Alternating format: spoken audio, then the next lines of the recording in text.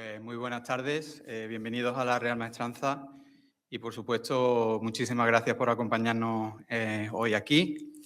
La conferencia que vamos a pasar a celebrar se enmarca dentro de las actividades del Centro de Estudios de la Nobleza que impulsa la Real Maestranza de Caballería de Ronda y entre los objetivos de este centro pues bueno, están por supuesto las actividades de difusión de las temáticas relacionadas con el estamento nobiliario en las épocas modernas y contemporáneas, entre las que también se incluyen por los seminarios de investigación que precisamente esta semana estamos celebrando. Hemos celebrado ya el correspondiente al de Historia Moderna, coordinado por Santiago Martínez y Alejandra Francanillo de la Universidad Complutense, y estamos celebrando el que coordina José Miguel Hernández, también de la Complutense, y que tiene que ver con los archivos de la nobleza en la época contemporánea. Entre las actividades del CEN, del Centro de Estudios de la Nobleza, por supuesto también se incluyen las publicaciones de las que ya nuestro catálogo hemos estrenado precisamente con uno de las conferencias o de las intervenciones de los ponentes del primer seminario con el que colaboramos, la Real Maestranza, en este caso en la Universidad Complutense, y también un premio de Historia de la Nobleza a nivel nacional que ya se falló en la primera convocatoria el año pasado y que en este caso la segunda convocatoria se cerró el pasado 30 de marzo y que próximamente va a ser evaluado las candidaturas para fallar en el mes de junio, como digo, esta segunda edición. Estamos encantados de poder disponer de estos encuentros y que paralelamente también se hayan podido celebrar dos conferencias abiertas. El martes tuvimos el inmenso placer de escuchar a la catedrática y académica de la Real Academia de la Historia, Carmen Sanz, que nos dio una magnífica conferencia, y hoy, por supuesto, que vamos a disfrutar también con la que a continuación vamos a tener lugar. Para la presentación del ponente voy a darle la palabra precisamente al coordinador del seminario, a José Miguel Hernández Barral, que hará las palabras de presentación correspondientes. Y desde aquí agradecer tanto a José Miguel como coordinador, por supuesto a Miguel Fernando por dar la conferencia y participar del seminario, así como el resto de participantes del mismo. Así que, por favor, José Miguel, te cedo la palabra. Muchísimas gracias, Juan. Muy buenas tardes a todos, bienvenidos. Y bueno, pues es para mí un placer y una alegría presentarles a Miguel Gómez Bomediano. Miguel es profesor de Historia en la Universidad de Castilla-La Mancha.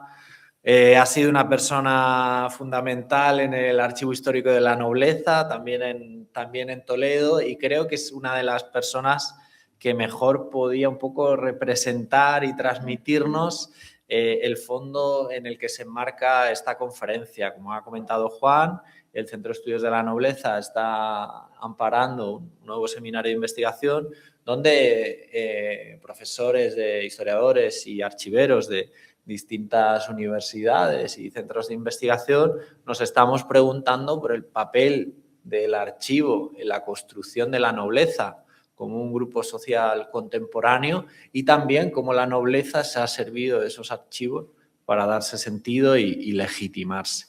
De la piedra al papel es como se titula la conferencia de Miguel. Me parece que es un título maravilloso. Creo que ya pone sobre la mesa muchas de las cosas que tenemos en la cabeza con esa evolución de los archivos a la hora de construir este grupo social. Y nada, ya Miguel, te cedo la palabra para que nos presentes tu trabajo y después cuando él termine pues tendremos un tiempo para plantearle las cuestiones que queramos. Así que Miguel, muchas gracias, cuando quieras. Gracias Juan, gracias José Miguel. Se está aquí tan cómodo que no sé si ni levantarme ni siquiera a poner pero bueno, tendré que trabajar un ratito.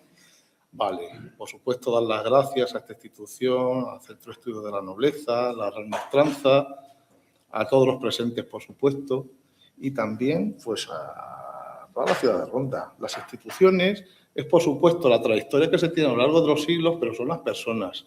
Y lo que estoy viendo, lo poco que estoy viendo, por desgracia, es que las personas que están trabajando para esta institución y con esta institución, pues realmente tiene una solvencia profesional, intelectual y humana realmente extraordinaria. Dicho esto, y para quitarnos un poquito el incienso, les voy a poner unos cromos, yo creo que bonitos. Lo que hable yo no tiene tanta importancia como las imágenes que creo que pueden ser sugestivas y sugerentes.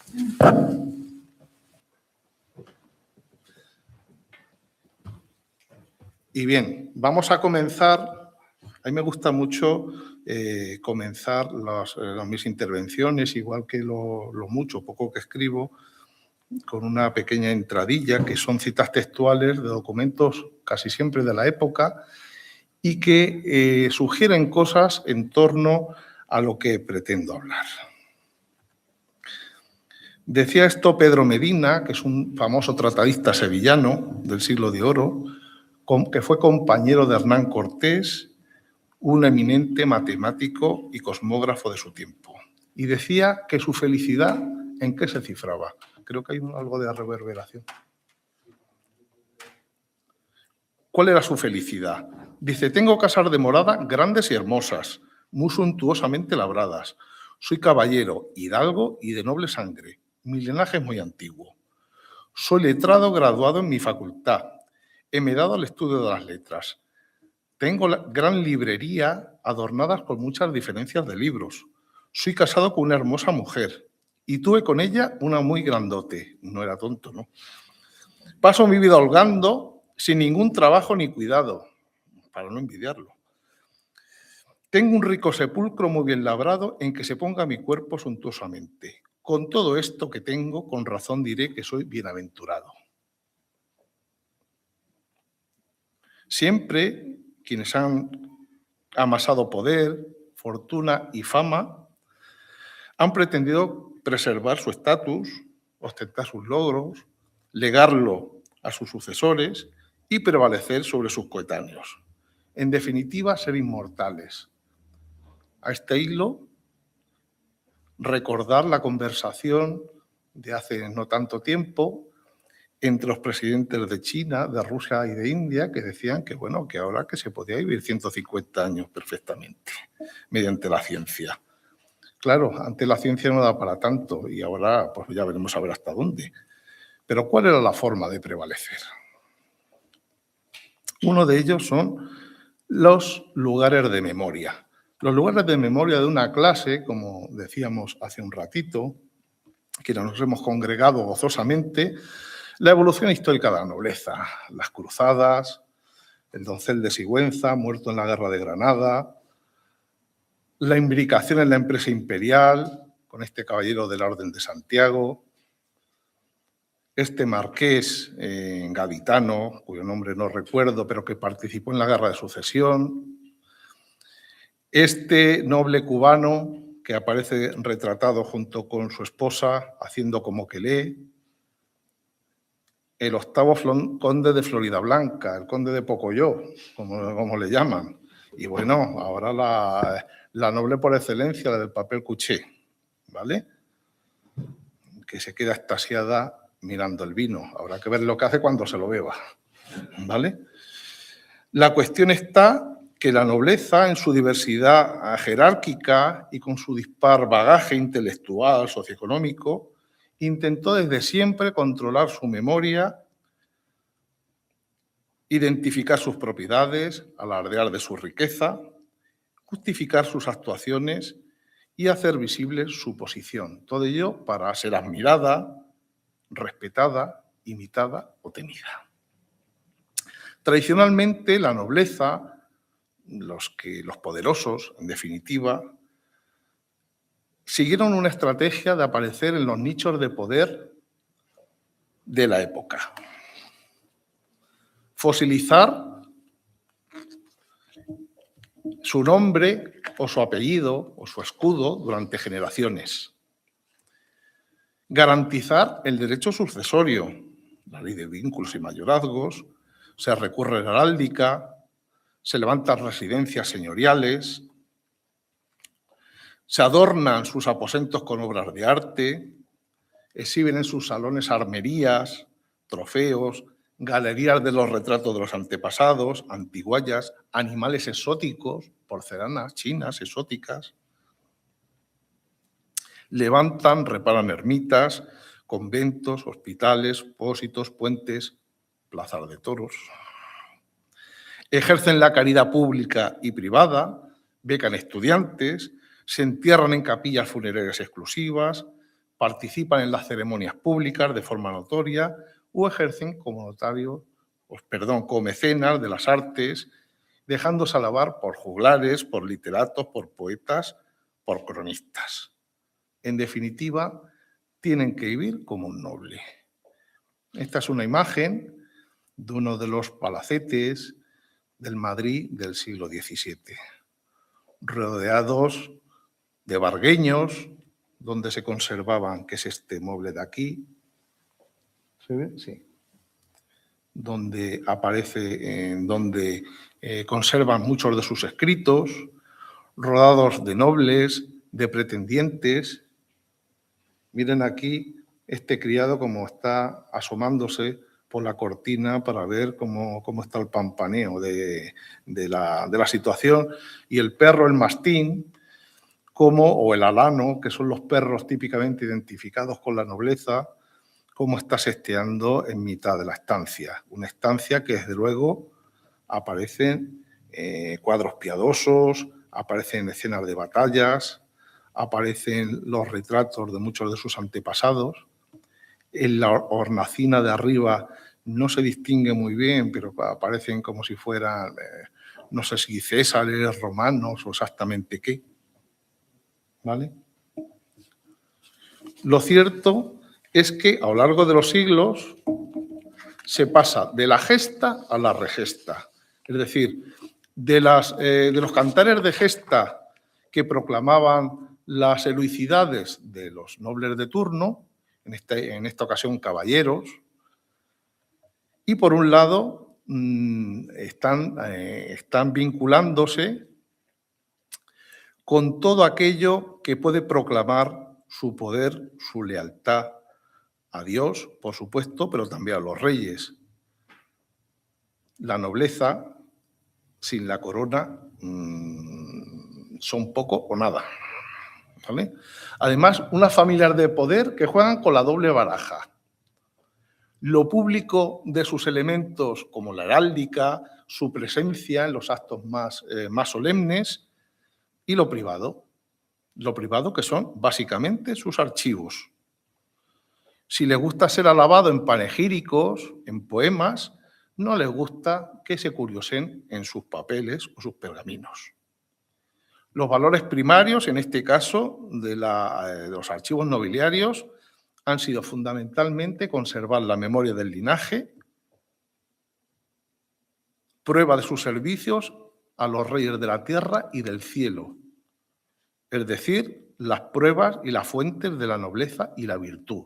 Muchas veces valores como nobleza, virtud e incluso santidad se quieren ver englobados dentro de los mismos linajes, de las mismas estirpes. Por otro lado, tienen un patrimonio material e inmaterial tremendo que tienen que gestionar, que tienen que potenciar y que tienen que preservar frente a terceros. La Reconquista, desde luego, se revela como el filón inagotable de donde, digamos, basar el por qué están donde están. Claro, era un tiempo que todos se llaman igual, todos se llaman Fernán, todos se llaman Alfonso, todos se llaman Enrique. Entonces, claro, José Antonio hay menos, ¿vale? Pero bueno, alguno habría posteriormente, ¿vale? La cuestión está que los cabezas de los linajes tenían que conservar la documentación, pero no solamente conservar la documentación, sino espigar qué era lo que era bueno conservar y también qué era lo que no se podía mostrar de forma alegre a terceros, ¿vale? Miren aquí, esto es una familia de medio pelo de la provincia de Cuenca. De las entrañas del caballero, del espíritu de cruzada medieval, de la Guerra de Granada, pues siguen saliendo las siguientes generaciones. La mayoría son letrados, se ve por el tipo de vestimenta que tienen. Con negro a la de cuervo los españoles del siglo XVI y parte del XVII, y cómo se empiezan a poner los pelucones a partir del siglo XVIII. ¿Vale? Solamente a través de esta imagen se puede ver un poco incluso la evolución de la moda a través de fácilmente 3 siglos. ¿Vale? Pocos cronicones nobiliarios se resisten a remontar el origen de sus antepasados a tiempos de la Reconquista. Casi todos proceden de don Pelayo, del Cid, de doña Jimena. Los más atrevidos hacen descendiente de algún patricio romano. De Noé, claro, de Noé no da Adán ni Eva, porque Noé fue el único que sobrevivió, digamos, con su familia. Es decir, tenía que ser el máximo. Y bueno, de Hércules, y el colmo de los colmillos, es una familia aragonesa que se hace proceder de los 3 reyes magos. Sin ninguna reina maga, más inclusivo que eso, a ver qué hay. ¿Vale? Además, los archivos están concebidos como santuarios de un glorioso pasado, que se crea o se recrea. Daba un poco igual. Tenía que ser garante de todas formas de la fama amasada por sus miembros y también de sus dineros, claro. Y había que custodiar el patrimonio genealógico y patrimonial atesorado durante múltiples generaciones. Pero ¿dónde y cómo se ha conservado ese patrimonio? Es de lo que vamos a hablar realmente aquí.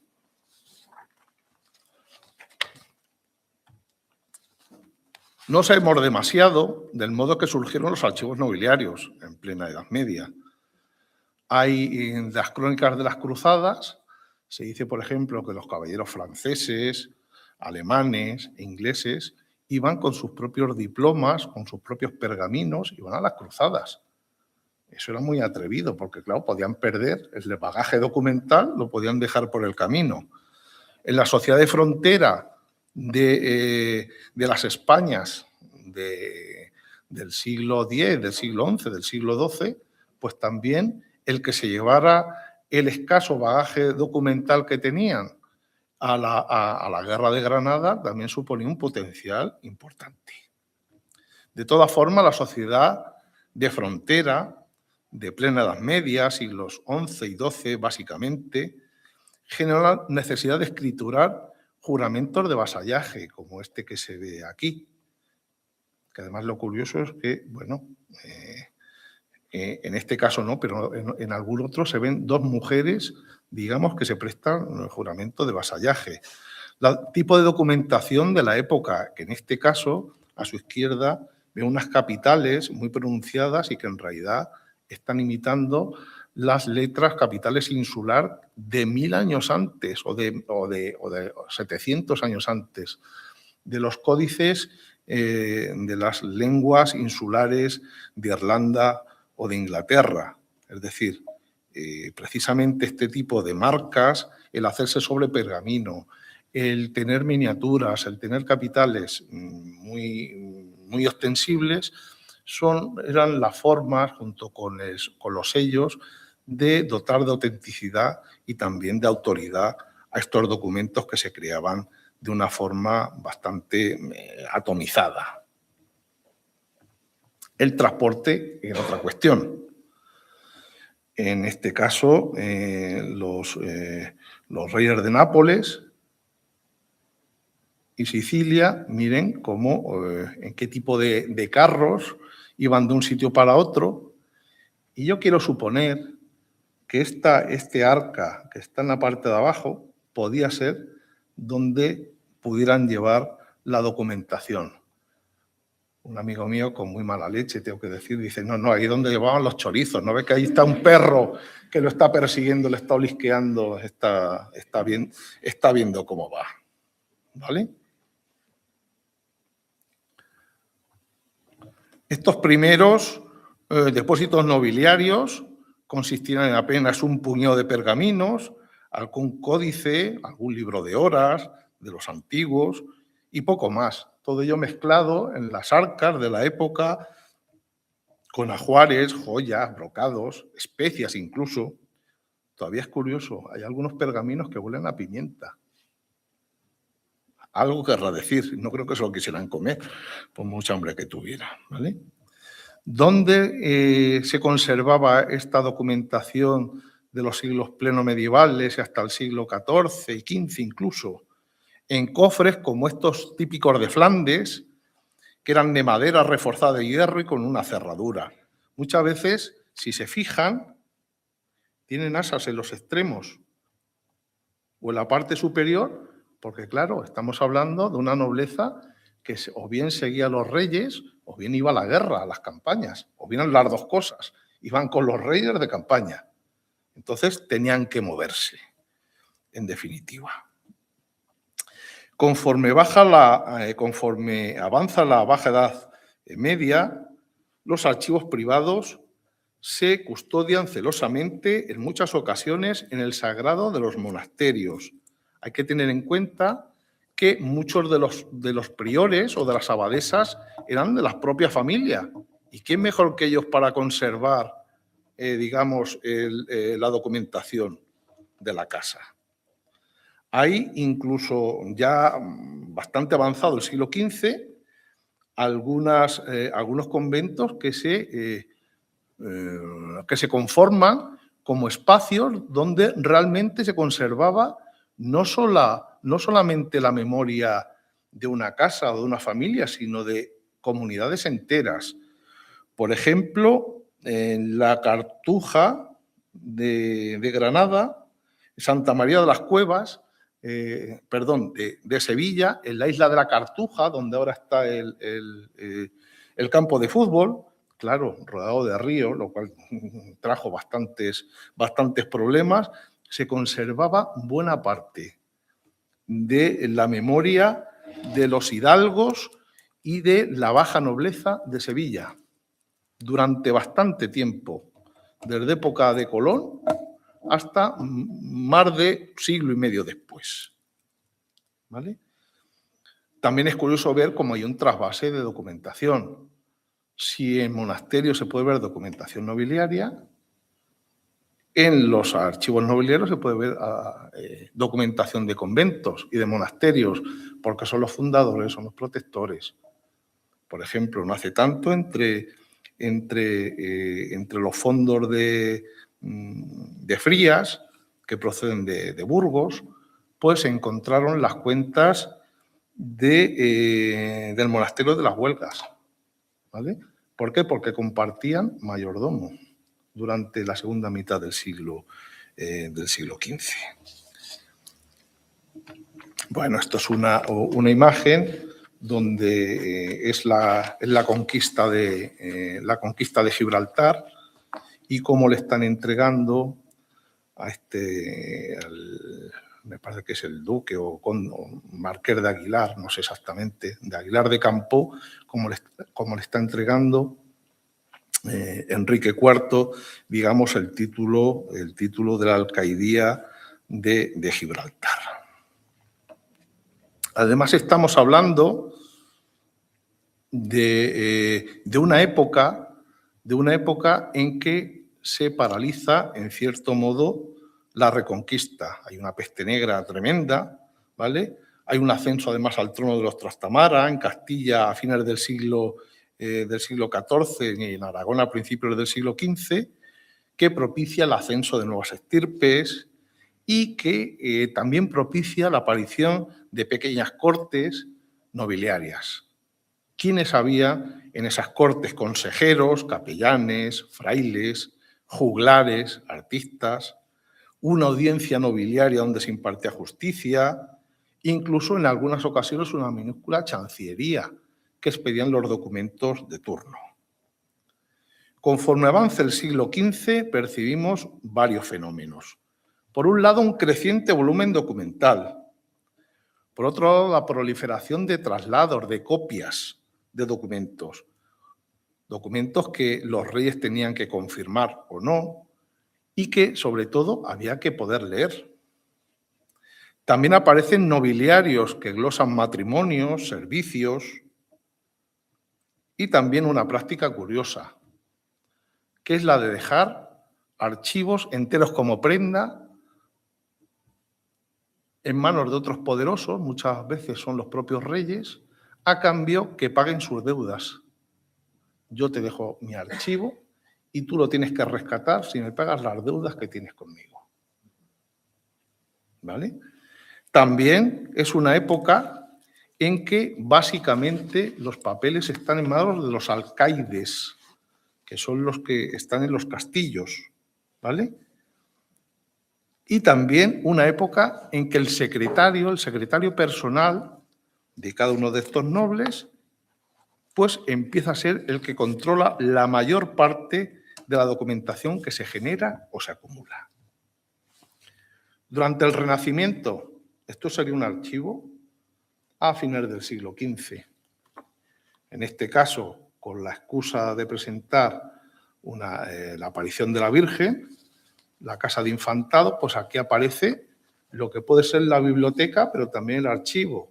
Hay códices que suelen ser de tabla, reforzados de cuero, con grandes clavazones, libros abiertos. Aquí se ve desplegado un pergamino, aquí se ven las cajoneras. Estamos hablando de unos archivos que se guardan básicamente en arcones cuando son grandes. Si se fijan, aquí están las dos cerraduras que tiene. Normalmente tiene más de una cerradura. Para que una está en mano del alcaide y otra en mano del secretario. Estamos hablando a finales del siglo XV. Claro, después hay arquetas como esta ya de fines del siglo XVI, donde aparecen las armas de los dos cónyuges, o los vargueños, que es un invento, entre comillas, del siglo XVI y XVII, que suelen ser de marquetería, suelen ser muy vistosos, y lo curioso es que lo que hacen es que los pergaminos, que eran la documentación, digamos, la parte del león, la parte fundamental, está doblado una y otra y otra y otra vez. Por eso cuando vemos a los pergaminos, los vemos requete doblados, que claro, solo para después ponerlo de una forma más operativa y que no sufra, la documentación también tiene mucho que hacer, ¿vale? Es también la época del Renacimiento donde los reyes empiezan a reclamar a quienes tienen sus documentos que los devuelvan. ¿Quiénes tienen sus documentos? Básicamente los secretarios reales. Les presento a este señor de aquí, que no tienen por qué conocerlo, Dios nos libre, que es Fernando Álvarez de Toledo, que están en una entrega ceremonial en Toledo en el 1502. Es un toledano cuya familia había estado vinculada a la monarquía de 70 años antes, que llegó a ser conde de Cedillo. Y claro, ¿cuál es la importancia de este caballero? Pues es que tenía en su casa ni más ni menos que el Tratado de Tordesillas, que cuando muere Isabel la Católica se le reclama. Pero es que cuando muere su hijo, Antonio, se le reclaman todos los tratados con Portugal, por ejemplo, que también los tenían, y con Berbería, y las cuentas del Gran Capitán, y las cuentas de la Orden de Santiago, y un montón de documentación que tenían en su casa. Pero no es que tuvieran en su casa, es que a día de hoy parte de las cuentas del Gran Capitán lo tienen. En un piso en Madrid, en una entreplanta.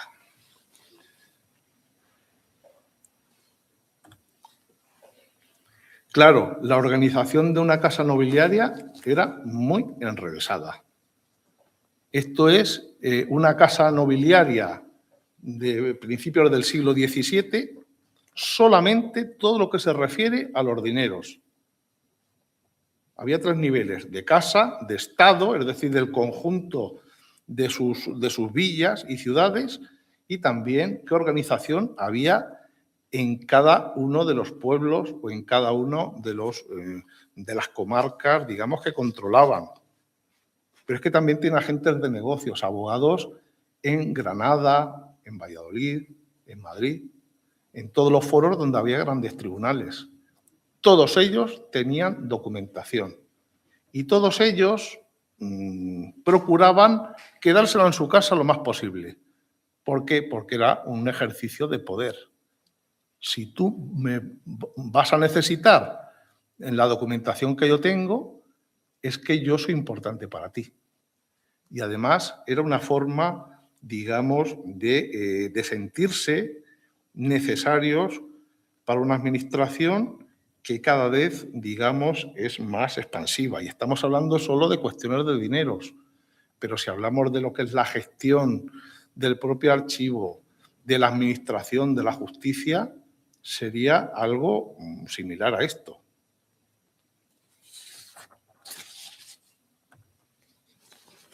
Claro, estamos hablando, por un lado, de lo que dicen los tratados, que ahora veremos qué dicen, y por otro lado, de la práctica. Este cuadro de aquí se llama El abogado de la villa, ¿vale? Es un cuadro de fines del siglo XVI y está en el Museo de Gante. Es un abogado, en este caso de Flandes, cómo recibe a sus clientes, unos clientes que van con conejos y patos, con un montón de papeles que están por el suelo, que están colgados del techo, que están en saquitos, en talegas, que tienen escribientes. Y yo digo que este que está aquí atrás, detrás de la puerta, este es el archivero, que está acongojado de ver lo que va a tener que ordenar en algún momento. ¿Vale? Esto es una pequeña broma que les hago a mis alumnos. ¿Y qué es lo que dice la tratadística? Pues que esto no es un archivo, esto es un mare magnum. ¿Vale? Pérez de Barrio Angulo, que fue secretario de varios nobles de fines del siglo XVI, principios del XVII, recomendaba lo siguiente. Dice, es necesaria y forzosa la distinción de papeles, haciendo legajos de cada materia, poniendo debajo de una cuerda todos los que tocan un negocio, porque en cualquier tiempo se hallen todos juntos con orden, concierto, y claridad, que estando desmembrados en diferentes partes es confusión y falta de estilo y de prudencia, y que cuando alguno se pida y no se dé con puntualidad, se castigue. Eso es lo que se recomienda. Otra cosa era el totum revolutum que había en determinados lugares, por no decir en la mayoría. Se aconsejaba tener las cartas, los libros, los protocolos bajo llave, hacer inventarios. Se consignaba también que el secretario debía ser el que tenía que controlar la mayor parte de la documentación, sobre todo la antigua, porque la documentación viva, que llamaban ellos, la documentación del día a día, estaba en manos de los contadores y de los mayordomos. ¿Vale? También es curioso ver cómo se coordina cuando los titulares de los archivos se van fuera, ¿vale? Por ejemplo, cuando uno va de gobernador de Milán, un duque de Frías, se dice que todo su archivo vaya al monasterio de Santa Clara de Medina de Pomar, cuya hermana era la abadesa, por otra parte. Y también dice que sea el camarero, el alcalde mayor, los contadores, los únicos que puedan consultar esa documentación. Es la época en que se hacen inventarios. Los inventarios por sí mismos justifican, igual que pasaba con los cartularios medievales, casi justificaban qué era lo que se tenía, qué era lo que se podía reclamar. Y hay una labor extraordinaria a lo largo del siglo, bueno, en realidad del siglo XVI, XVII, XVIII, XIX, de intentar controlar cuál es el bagaje documental de cada uno de estos condes y duques. Este es el libro Becerro de los condes de Benavente. Está en una colección privada y lo curioso, aparte del mamotreto, que ya se ve que es contundente, hay que tener en cuenta que se hacía en libros con papel de marca mayor para que no se perdieran. Pero es que lo curioso es lo que aparece en la hebilla. Aparecen las armas de los condeduques de Benavente. pero aparece la figura de Hércules, porque había sido un trabajo hercúleo meter en faena, digamos, todo este tipo de documentación. Ya en el siglo XVI-XVII, el hogar de la memoria ya no son los castillos, ya son los palacios. El de Sanlúcar, de los Medina Sidonia, los de Béjar, los de los duques del Infantado y, por último, la corte. Será en la corte donde terminarán, básicamente en el siglo XVII y sobre todo en el XVIII, la inmensa mayoría de los archivos de más del 40% de toda la nobleza. ¿Vale? Una nobleza que cada vez más está agobiada por el volumen de cartas que hay. Esto es un baúl lleno de cartas y estos son algunas de las cartas. Este curioso, claro, es Navidad y ¿qué está pidiendo? Pavos. Pero es que también en Navidad piden naranjas, piden turrones, piden chocolate. Si es que no hay nada nuevo bajo el sol. ¿Vale? Muchas veces, sobre todo en la baja nobleza, en los hidalgos, ¿cuál es, digamos, el documento monumento, digamos, que tienen? Las ejecutorias de hidalguía. Muchas son una maravilla.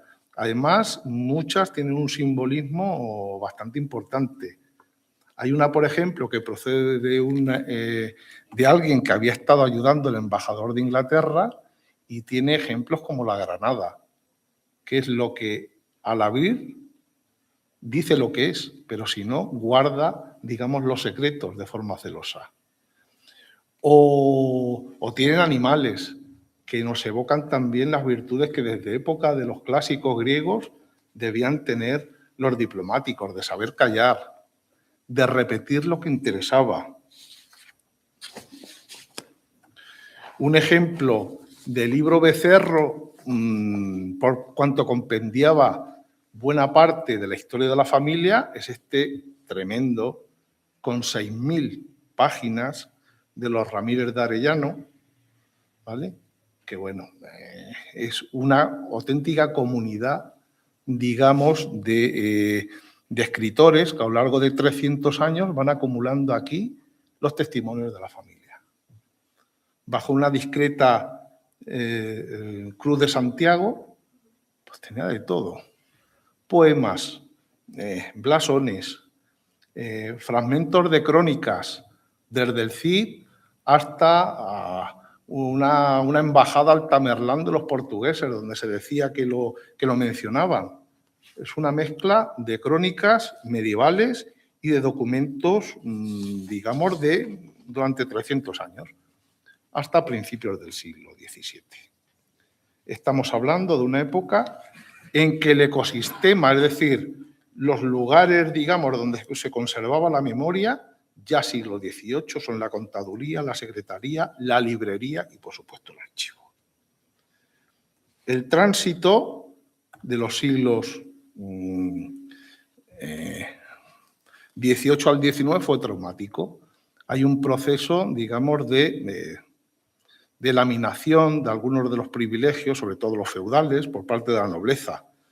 Y muchos de sus archivos, sobre todo los de los mayorazgos, de medio pelo, no determinan. Esta es una imagen del rastro a finales del siglo XIX. Si vemos lo que está comprendido en torno a aquí, pues vemos retratos, vemos libros y vemos papeles tirados por el suelo. Hablamos del siglo XIX, donde la propia legislación española y sobre todo la práctica dice que todo lo que se conserva en los archivos no tiene valor probatorio ni judicial.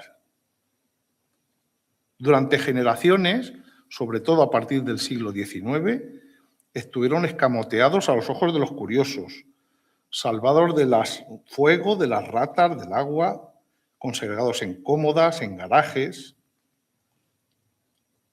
Es curioso ver también cómo desde fines del siglo XIX hay un pequeño trasvase de documentación de los nobles hacia el Estado. Ya antes lo había habido. Por ejemplo, la documentación que en su momento acumuló Garibay, termina buena parte en el Palacio Real y en otros lugares, en la Catedral de Toledo y en otros lugares. Pero es fundamentalmente a fines del siglo XIX cuando se empiezan a comprar documentos por parte del Estado. Alfonso XII, Alfonso XIII, algunos muy significativos, como los documentos colombinos de Colón, que estaban en manos de la Casa de Veragua, que son los sucesores, digamos, legítimos de Colón, o el archivo de Osuna, que pasa al control del Estado en el 1917 y que 10 años después termina siendo comprado de una forma supuestamente anónima, en realidad con la intención de que se le diera un título nobiliario. Durante los años 50 hay un reverdecer, por algún modo decir, de la causa nobiliaria, ¿vale? Entre otras cosas, en el Congreso Iberoamericano de Bibliófilos del año 51, ya formalmente hay 2 o 3 títulos nobiliarios, que además publican sus ponencias, que reclaman la protección del Estado de Franco, en este caso, a la hora de proteger su memoria, de proteger sus archivos. Unos archivos que durante la Segunda República, muchos de ellos se las requisaron y otros muchos, bueno, la inmensa mayoría se les devolvió, pero también hay un conglomerado de más de 90 títulos nobiliarios que nunca se reclamaron, ¿vale? Y que esos pasaron al Archivo Histórico Nacional. Estamos hablando de un patrimonio que habrá que esperar hasta la ley del 1985, donde el Ministerio de Cultura dé ayuda y cobertura legal, digamos, a buena parte del patrimonio privado. Y bueno, en este sentido, ¿qué voy a decir de una institución en la que he estado vinculado 25 años? El Archivo Histórico de la Nobleza, antiguo sección Nobleza del Archivo Histórico Nacional, donde el convenio que se firma el Ministerio de Cultura con la Fundación Ducal Casa de Medinaceli dice que su objetivo es colaborar en la recuperación y conservación con fines de estudio e investigación de los archivos y documentos relativos a la nobleza, por entender que es un elemento esencial del patrimonio histórico español.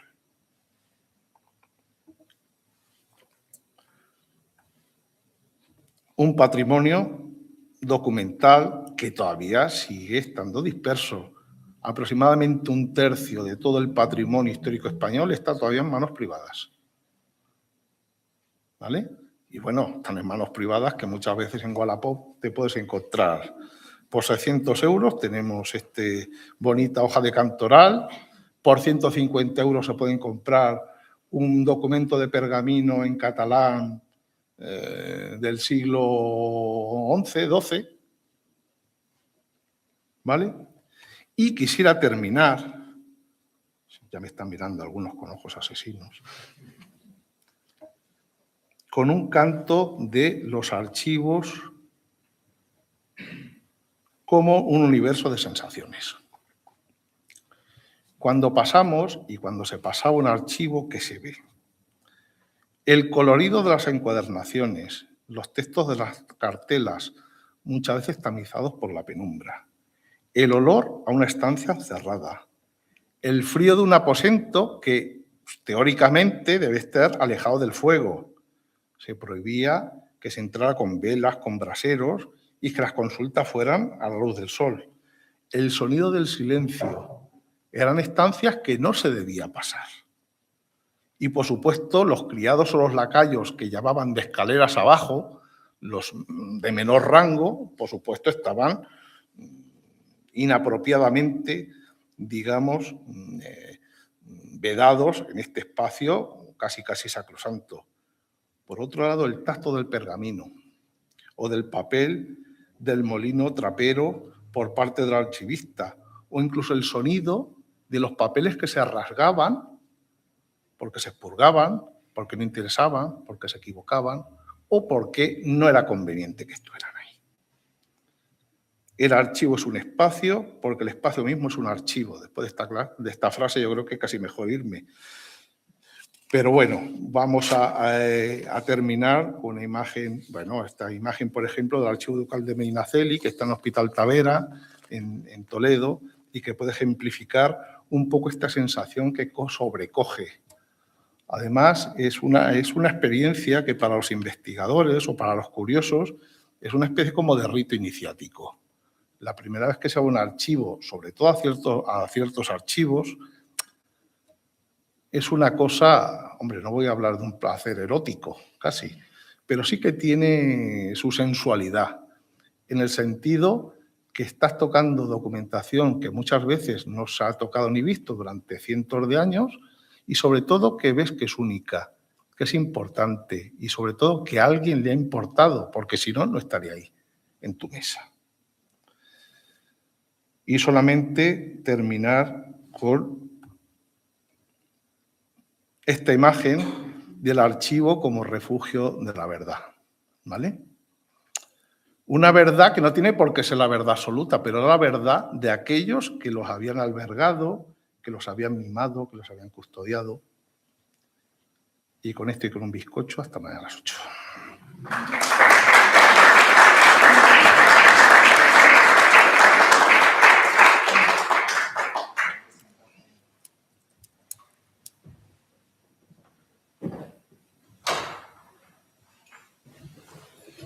Muchísimas gracias, Miguel, por tu conferencia.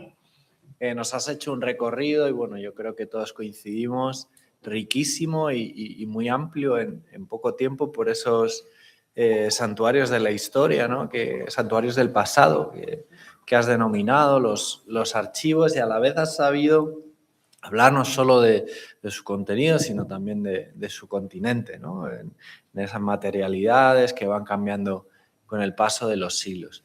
Bien, yo creo que hay muchas posibilidades para intervenir. Entonces doy la palabra al público por si hubiera alguna pregunta, alguna cuestión. Aquí hay una intervención, ahí detrás hay otra, así que... Yo me quedo con se lo anime. último. Ahora que estamos en la... ¿Se oye bien? Perdón. Sí. Ahora que estamos en la época de la posverdad y de la falsedad global, esa última reflexión que haces, para mí, que soy del gremio, es quizás hoy día la más relevante. En los archivos conservados por tradición natural, que se crearon sin intención, algunos sí, pero generalmente no, pues se crearon por un uso que has explicado muy bien, son archivos ciertos y verdaderos, no la verdad absoluta, que vamos, eso no es un debate. Y hoy que generalmente lo que circula tiene un origen bastardo, pues una palabra suave, que es el vocabulario castellano, es interesante, es decir, diría que tienen un buen porvenir esos depósitos de certidumbre y de verdad, que igual es filosófico, pero bueno, están ahí y bien custodiados. Y hay muchos en España, en Europa y en el mundo. Creo que eso es un valor, has terminado probablemente con esa intención, que es ahora mismo, a medio plazo, el más importante, fíjate. Ateorados como estamos en tanta...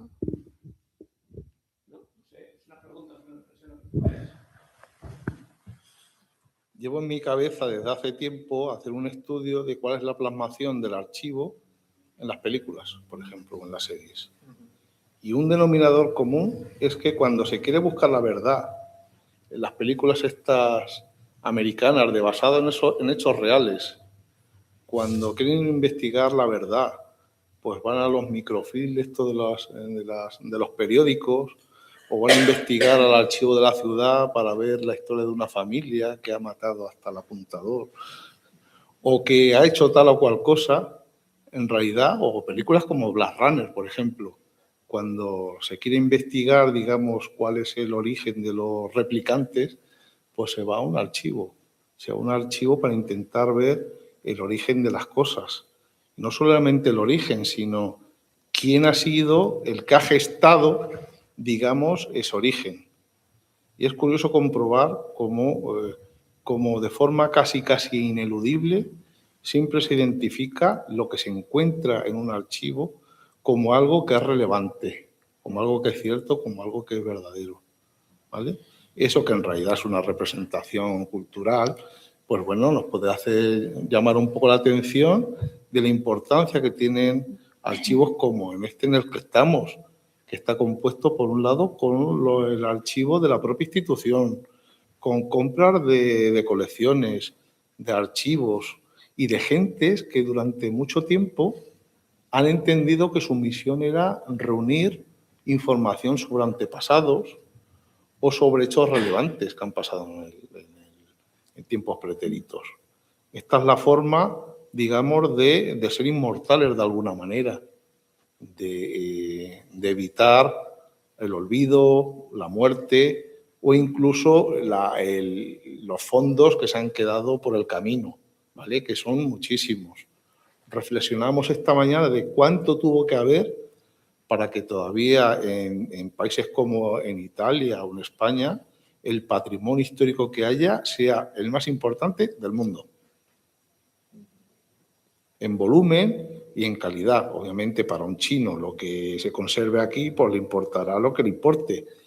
Pero en volumen, en repercusión, digamos incluso mundial, pues es impresionante todavía lo que se conserva. Y esto es una leve muestra de todo lo que hubo en su momento.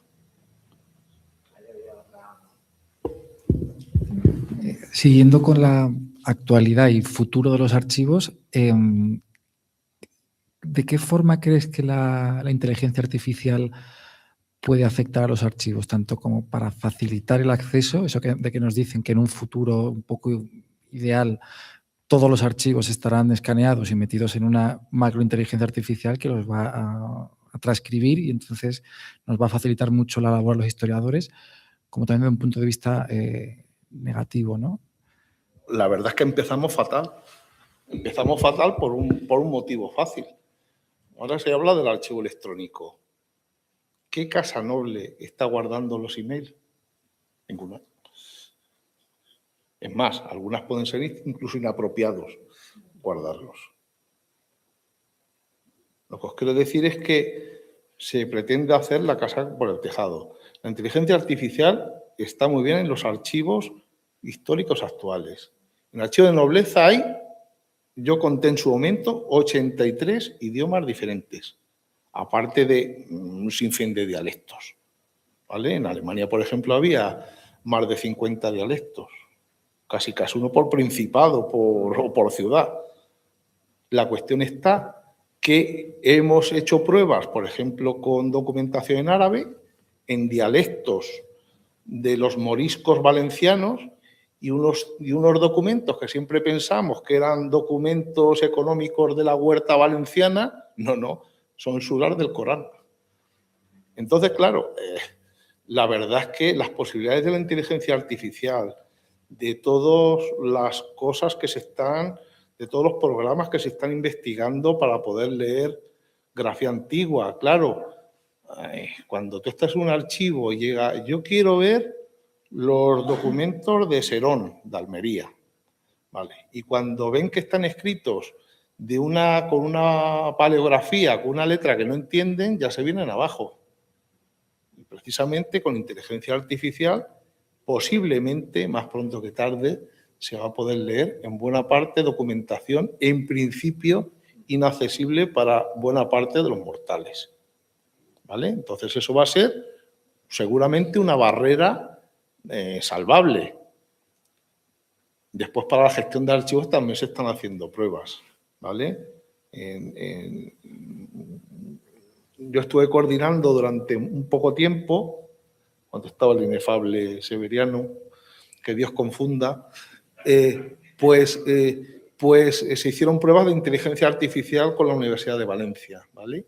Yo estuve ahí un poco al tanto y estaba un poco de coordinador, o por lo menos apareciendo por los trabajos que se hacían. Y la documentación, por ejemplo, medieval, es relativamente fácil de que lo lea la inteligencia artificial. Ya cuando hablamos de la letra procesal encadenada del siglo XVII ya es otra faena, ¿vale? Pero sí que tiene muchísimas posibilidades de gestión, de lectura Y claro, estamos hablando de algo que tiene 5, 8 años. Cuando tenga 15, ¿qué no será posible?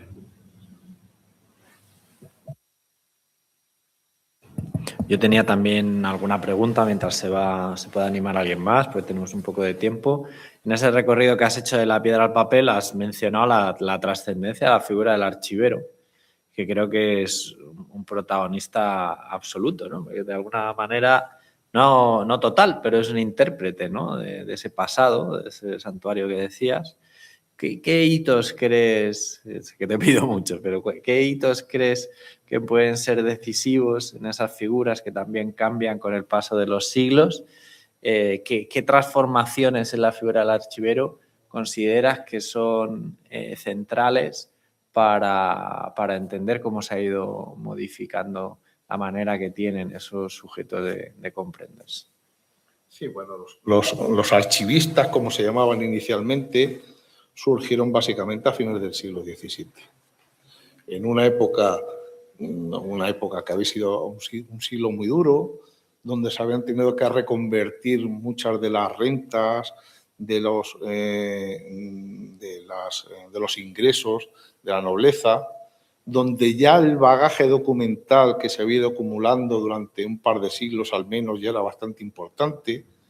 Entonces fueron en su momento los que sustituyeron a los secretarios a la hora de quedarse controlando la parte del león de los archivos, siempre considerando que la documentación económica, básicamente, o incluso la judicial, estaban en otras manos, ¿vale? De contadores, de mayordomos, de agentes de negocios, de abogados. Pero los archivistas de la época, de fines del 17, principios del 18, fueron los que realmente intentaron centralizar la mayor parte de documentación que había de cada una de las casas. Otra época importante, pues el siglo XVIII y principios del XIX, cuando los Borbones empiezan a reclamar que hay que justificar derechos y privilegios y tienen que rebuscar, tienen que escrutar, como decían en su momento, los papeles en busca de cuáles eran los títulos de pertenencia y los títulos de mercedes que se tenían. Y claro, una época también fundamental fue desde que se creó el cuerpo de facultativos, archiveros, anticuarios, etcétera, etcétera, etcétera, a mediados del siglo XIX, para intentar gestionar el volumen de documentación que venía procedente de las desamortizaciones. Eso también era otro hito fundamental. Es curioso porque durante los primeros 80 años, por lo menos, casi todos los archiveros del Estado, por lo menos los más señeros, trabajaron también para los grandes señores, para los grandes, los famosos Paz, con los Alba, etcétera, etcétera. Digamos que, bueno, no era una profesión, es curioso, no era una profesión demasiado reconocida socialmente, digamos, entre otras cosas porque eran muy pocos, pero sí que tuvieron un papel fundamental para las propias casas en las que trabajaban. Hemos visto esta mañana en el seminario como en realidad los que trabajaban para los grandes señores estaban solamente algunos años trabajando para ellos. En el momento que empendolaban un poco el archivo, que los medios ponían en órbita y que medio se sabía lo que había allí, ya no eran necesarios. ¿Para qué? Ya habían cumplido su labor, ¿vale? Además, el perfil de estos archiveros del siglo XVIII-XIX básicamente tenían el fondo que tenían era de abogados, eran letrados, porque tenían que ver la documentación que realmente podían servir en los pleitos y en aquellas cosas que se demandaba por parte de la Administración Central, básicamente. Después ya en la transición, etcétera, etcétera, ya no me voy a meter porque yo como estoy por medio tampoco me veo capacitado para juzgar. Pero bueno, en realidad yo creo que la labor de los últimos años ha sido impresionante, ¿vale? el Ministerio de Cultura de España, desde el 2007 hasta el 2015 más o menos, ha sido el país de Europa que más ha invertido en cultura.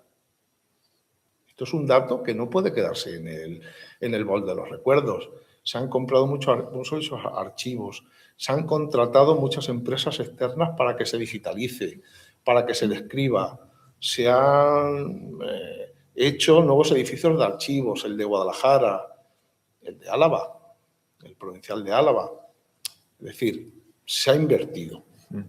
Y eso, recapacité sobre esta cuestión cuando un catedrático de la Complutense, muy amigo, Juan Carretero Zamora, que es especialista en dineros y en cómo se gestionaban en la época, digamos, desde los Reyes Católicos hasta 50 años después, me dijo, es que claro, es que en los últimos 25 años habéis sumado, habéis descrito, habéis puesto en red muchísima documentación.